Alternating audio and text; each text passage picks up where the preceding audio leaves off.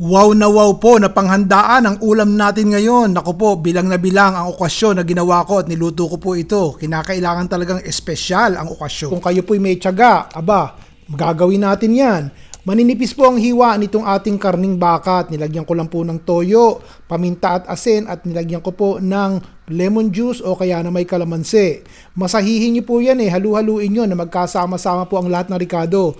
Pagkatapos po ay ilagay po muna natin sa refrigerator at i-marinate po sandali. Huwag pong masyado at baka umalat. Ngayon, ito po, ihanda ko ang ating mga ibang ricado katulad po ng ating pickles, katulad po ng ating keso, katulad po ng ating hotdog at kung ano-ano pa. Ganito po ang gagawin natin.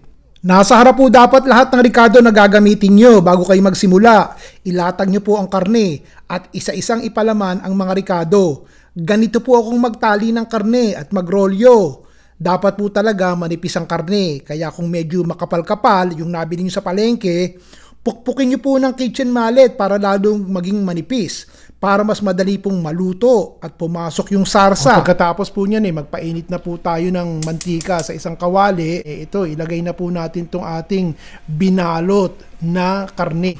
Piprituhin natin yung paligid para pumula. Ang tawag po dun ay searing. Huwag nyo itatapon yung pinagbabarat, kailangan po natin yan. Dahil nga po may kakapalan itong karning baka at medyo malalapad at malalaki itong ating hiwang ginawa, matagal-tagal ko po itong pinapula, mga 20 minutos, yung buong paligid. Ngayon po, ilagay na natin sa isang pinggan, kaukin na natin, at luto na po sila. Yung paligid lang pero yung loob, hilaw na hilaw pa po yan. Inilagay ngayon po, magpainit na po tayo ng mantika sa isang kawali at yung sarsa naman. Ito po yung sibuyas, lagyan po natin ng maraming bawang at prituhin natin po sandali. Pinagbabaran, hindi ko po pinapatapon yung kanina, nandyan po ang lasa. Ito po isang malaking lata ng tomato sauce, parang lumalabas na 2 latang maliit ng tomato sauce. Simutin po natin at lagyan natin ng 2 tasang tubig yung lata at nang masimut yung tomato sauce, 2 latang tubig po ang nilagay natin dyan na maliit. Pagkatapos po, ilagyan na po natin ng konting pamintang duro. Lagyan po natin ng beef cube. Kalahati lang at nilagay ko, baka umalat. Lagyan po natin ng asukal. 1 kutsarang asukal, kahit 2, ayos lang. Kung meron po kayong Worcestershire, lagyan po natin ng mas sumarap lalo. 4 na kutsara po ng Worcestershire ang aking inilagay. Lagyan po natin ng mga 1 kutsarang Knorr liquid seasoning ire.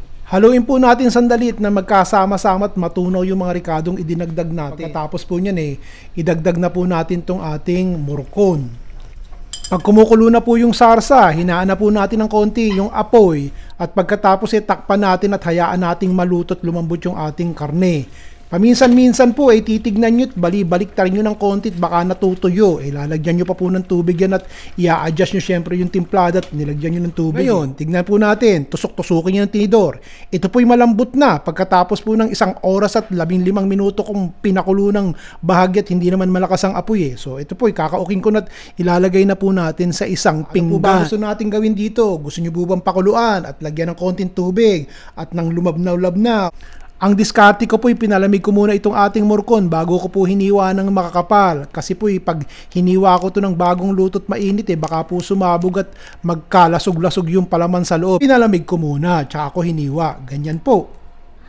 Ito na po't nilalantakan na nila. Siguraduhin niyo pong mainit yung sarsa bago niyo po isilbi at ilagay sa ibabaw ng ating morcon. Isa na namang kahilingan ng isa sa ating mga kaibigan ang napagbigyan ko. Gumawa daw po ako ng morcon. So ito, ginawa ko po. Maibigan niyo po sana. Hanggang sa susunod pong muli. Si Ron Bilaro.